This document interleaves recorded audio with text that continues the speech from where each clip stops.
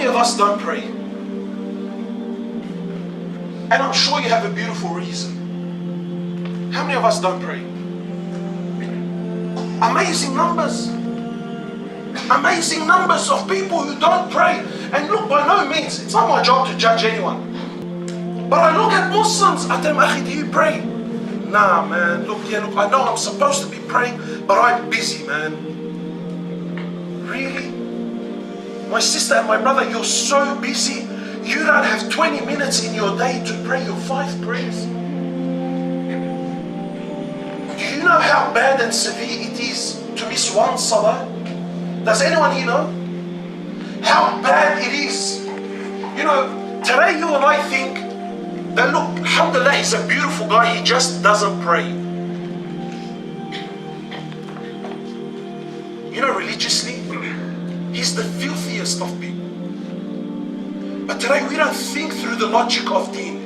We think through the logic of people. No, alhamdulillah, she's the best person in the world. Lovely soul, very polite, very caring. Everything about her is 100%. It just happens to be, she just has a little problem, she doesn't pray. You know, with Allah, the one that doesn't pray? You know what, let me cut straight to the chase. Let me ask you something. Do you think murder is a bad thing? It's not a true question. Murder, is it a bad thing? Yeah. What about being a pedophile? You think that's awful? I think that's the most disgusting thing in the world. All major sins. All major sins. What about drinking alcohol? Filthy, yeah? What about drugs? Filthy, yeah? Wallahi, my brothers and my sisters, please listen attentively. You could be the biggest murderer in the world. You could be the filthiest rapist in the world. You could be someone who the bottle of alcohol never leaves his hand. You could commit the filthiest of sins. You could do the most extreme and the most bizarre of things. And by no means am I promoting you to do any of them. But you could be the absolute filthiest of things. You could do all of this. All of these sins. All of these sins put together are easier. They are lighter in the eyes of Allah than for any one of you to miss one salah. Did you know that? For you to miss one salah is worse in the eyes of Allah than any one of you commit all those sins put together.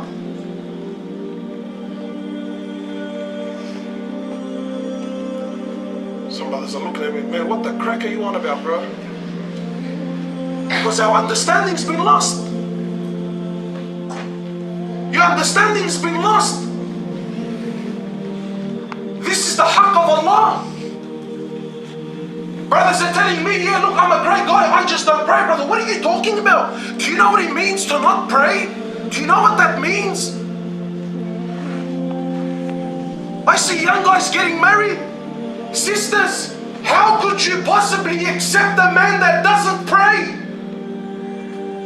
Don't come to me years later crying, telling me he's cheating on you. If this man has the audacity to turn his back on Allah, then what hope do you have? Or did you get caught up with the BMW that came into the driveway? Seriously, my brothers and my sisters, I'm speaking to you seriously. Do not pray. And I ask you why, sincerely, please tell me, why is it that you don't pray? Please, just tell me something. Did Allah ever once let you down? Has Allah ever failed you? He created you from nothing. You were nothing, you were a piece.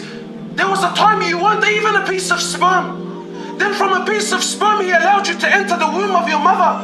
In 3 layers of darkness, He designed you, He fashioned you, He sustained you for 9 months in the womb of your mother. Who taught you to swim in the womb of your mother?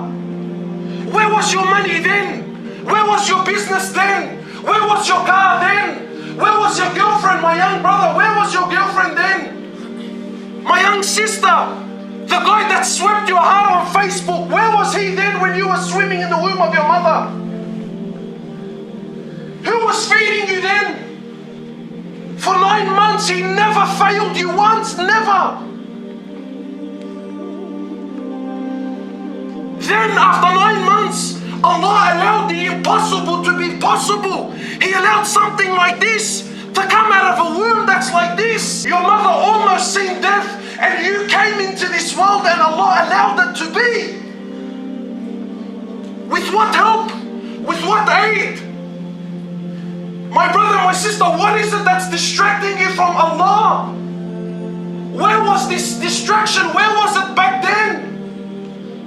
And you came, you were little, you were helpless, you were naked. Allah allowed the blanket to cover you. He gave you a mother that breastfed you. Breast milk.